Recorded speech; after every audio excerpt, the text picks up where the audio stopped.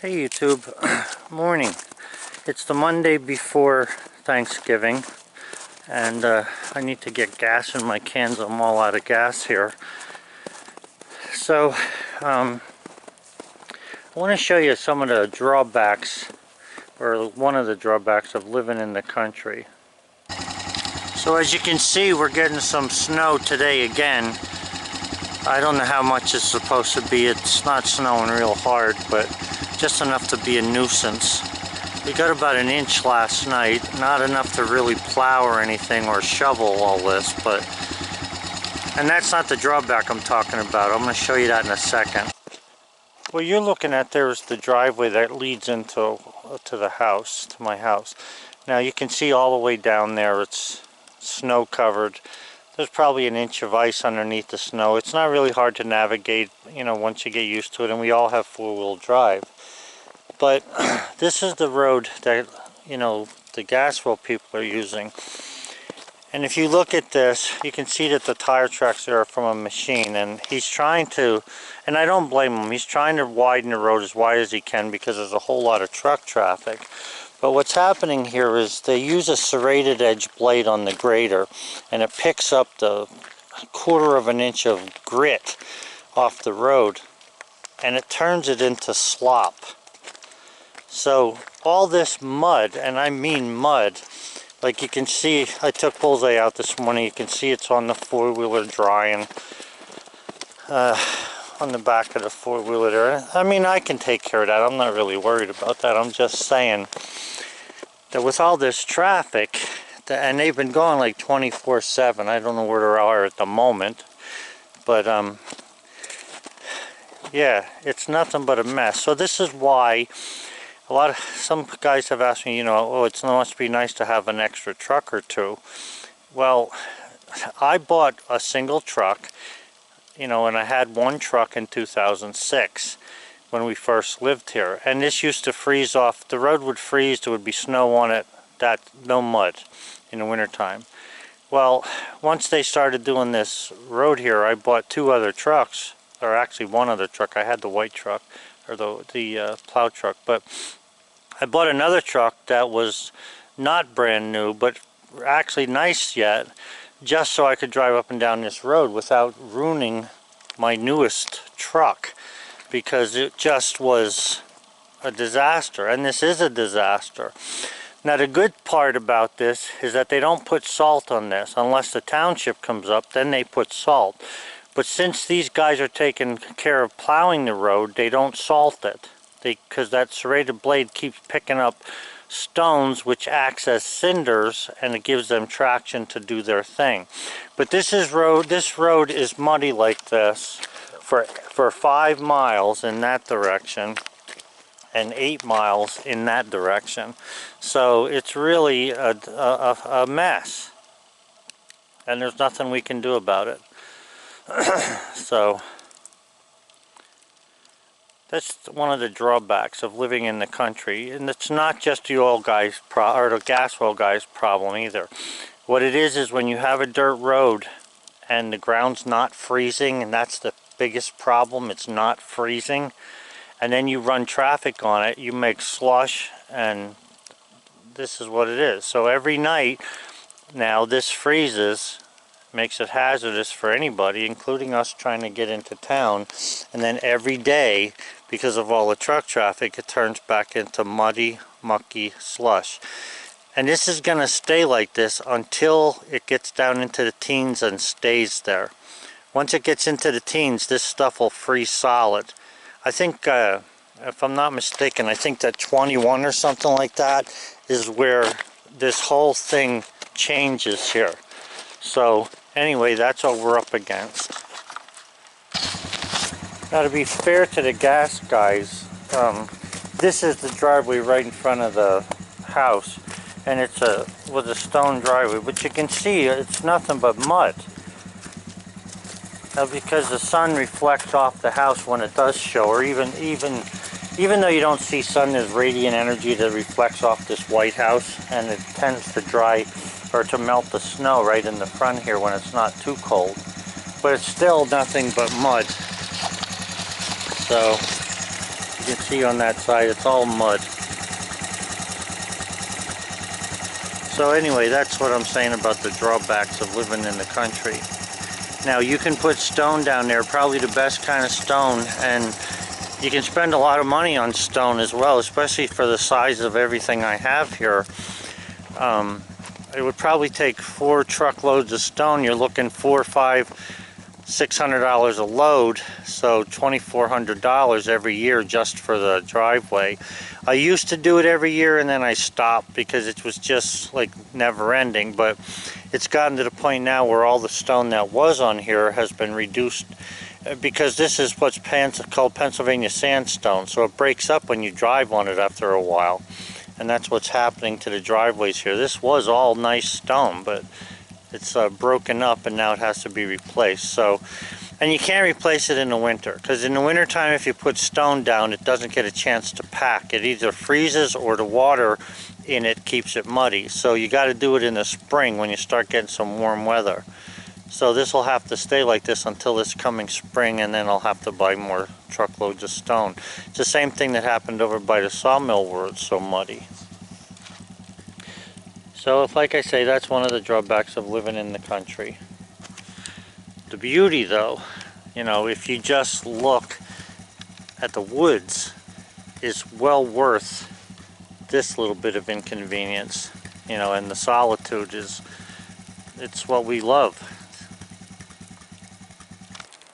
Hey YouTube, so the other day I was doing some work with the tractor, just little simplicity, and there's some stuff that I couldn't do with it.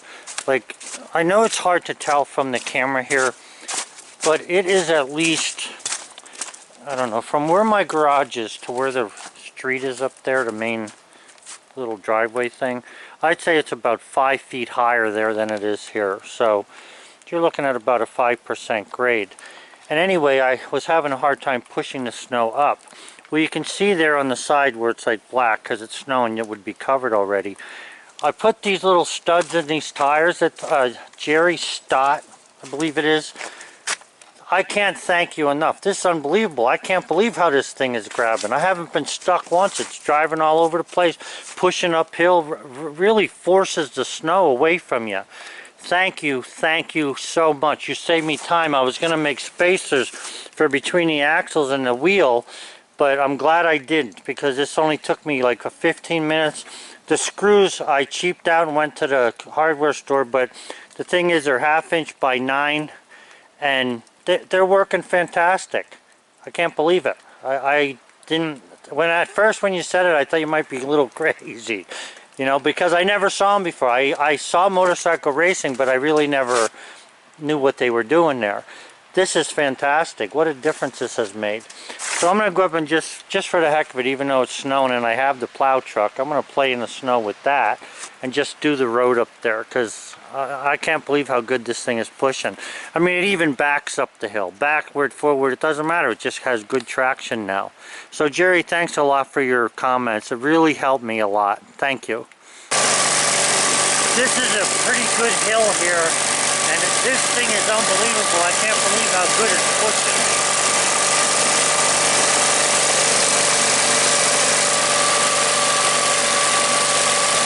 There's wet snow on top of ice. Well guys, as you can see, we've got 3 more inches of new snow today, on Monday, and I don't know, it's getting to be a little too much, too quick. And the holidays are making Sally be a little antsy here. She's not, because we have to do all this shoveling and stuff, she's not getting the time she needs to do her Thanksgiving stuff, and she's getting short-tempered. Okay guys, so what we're going to do is a little bit of after the install checking, I suppose. Now you can see there's a couple of screws missing. I'm going to I just want to see how many have come out.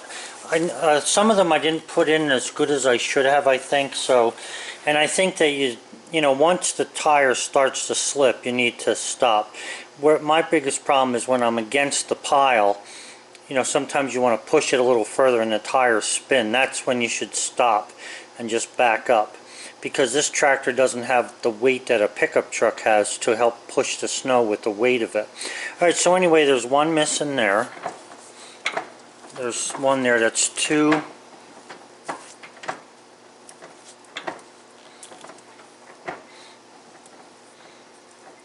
3, 4, 5, 6, 7, 8, 9, 10, 11,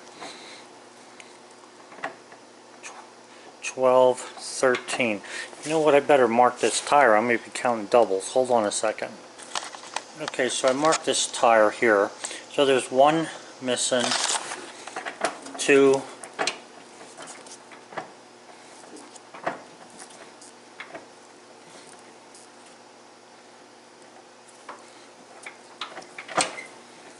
3, 4, 5, 6, 7, 8. Okay, yeah, 8. So there's 8 screws missing after using it for maybe, I guess I was out there for 2 hours with it. So let me check the other. Okay, so we're going to start right here. 1.